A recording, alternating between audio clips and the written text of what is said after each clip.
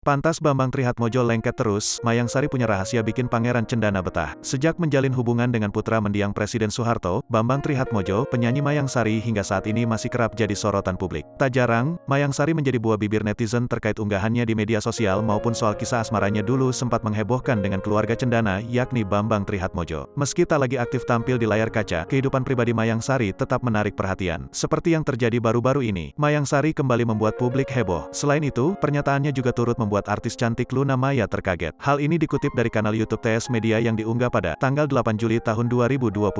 Wah, ada apa ya Tribuners? Ternyata saat berbincang dengan Luna Maya, Mayang Sari menceritakan pada mantan Ariel Noah itu bahwa dirinya ingin selalu terlihat cantik. Meskipun dalam keadaan bangun tidur, Mayang Sari mengharuskan dirinya nampak terlihat cantik di depan sang suami, Bambang Trihatmojo. Bangun tidur aku harus cantik, ucap Mayang Sari. Jadi, dia ingin cantik setiap saat bukan hanya saat mau pergi. Bukan hanya baru pergi gue harus cantik, ungkap Mayang Sari menambahkan. Ternyata hal ini malah sudah dilakukan Mayang Sari sebelum bersuamikan Pangeran Cendana.